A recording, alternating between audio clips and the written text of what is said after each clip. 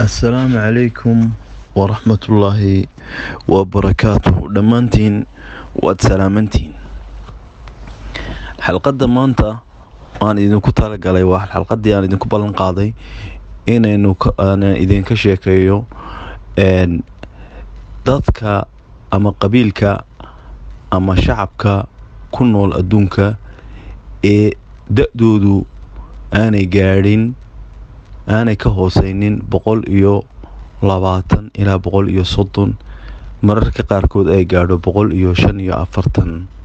sano waa dad dumarkoodu 70 80 90 jir ay wax ku dhalaan waa dad aan weligood iyo allahood u dhiman cudur waa dad aanu nooc allaale nooc uu yahay cudur aanu ku dhicin ama daqad dhiigkar sonkor macaan wadna xanuun kolestarool laabdilaac gastrik TB waxa dhiigga cudurrada dhiigga oo dhan iyo cudurrada jirka oo dhan wax allaale wax cudur la yiraahdo oo jirkooda ku dhaca uusan jirin waa dadka loo bixiyay dadka wadankooda loo bixiyay ama magaalada loo bixiyay magaca caalamka ay u bixiyeen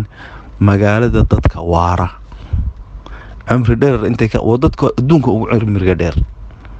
ee ugu caafimaadka badan haddii ilaahay ku roon yahay aan weligood laga helin daraasadii lagu sameeyey laga helin qof cudur ku dhacay dadkani maxay cunaan alright dadkani waa kuwa odayga hadda halka islaanta halka maraysa wada aragtaa waa 100 jir buraha waxay u fananaysaa sida dhalinyarada innagana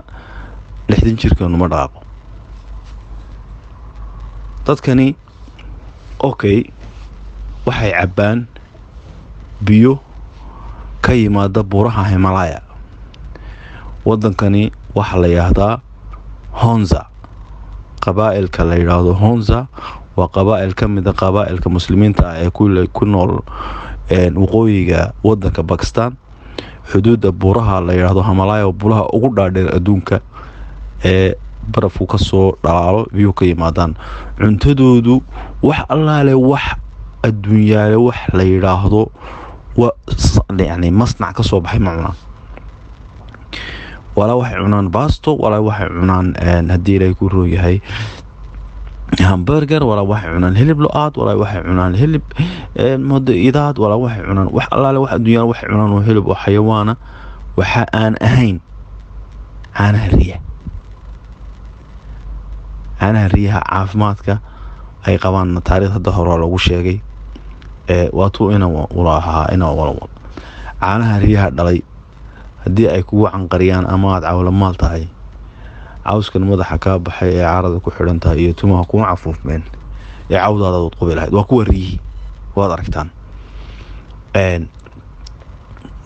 waa dadka waxay cunaan waxa dhulka ka soo baxa kaliya geedkan mishmishka loo yaqaano canabka la qalajiyay casiirka canabka hadii ilaahay ku rooyay tufaaxa wax allaale wixii fruit sheegto oo dhan iyo wixii green sheegta saladka basasha baradhada tamaandhada qajaarka hadii ilaahay ku rooyay iyo biyaha mana cunaan sigaarna ma cabaan wax la sameeyo la macaamiilana ma cunaan waad aragtaan saasay dabkaas xaabada la shitaa gaas lama yaqaano hadii ilaahay ku roon yahay shaaha iyo sonkorta waa la isku kariyaa waayo caafimaad waxa u fiican qofka inuu isku kariyo shaaha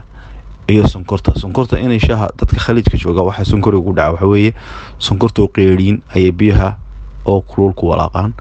marka sonkortu ma burto ma jabto geedkan waa ka mid sheegay oo mishmishka la yiraahdo hadii ay ku reey halkaas la waraa waa la qalajiyaa waxa loo yaqaano dry fruit ay sameeyaan dumarkoodu waa kuwa qofku hadii uu cimri degdego 100 jir buu ku dhintaa laakiin qofkooda dhinta waxa cajiiba marka la baaro cudur uma dhiman dhimasho caadi ah oo dabiici ah u dhintay haddii ilaahay ku roo yahay waxyaabahan ina soo gala ee magaranaysaa ee masaanicda lagu sameeyo dhirtan la beere ee ciidda wax loogu daro ee chemicalka la siiyo ma isticmaalaan biyahooda waa natural biyahooda markii la baadhay waxaa ku badan waxa loo yaqaano pH-ka hadda ka hor baynu ka hadalay xalaqad ku saabsan pH-ka dhiigu ama waa inuu noqdo qadhaadh ama waa inuu noqdaa macaan ama waa inuu noqdaa dhanaan marka pH-ku waa qadhaadhka marka uu dhiiga ku bato alkalic waxa la yiraahdo cudurrada uu la dagaalamo viruska ayuu la dagaalamo hadda ka hor baynu ka hadalay xalqadii berigii corona aynu kasoo daynay 2020gii ayaynu ka hadalay pH-ka dad dib ugu noqotaan xalqada corona waad arkaysaan kibista saasay u dubaan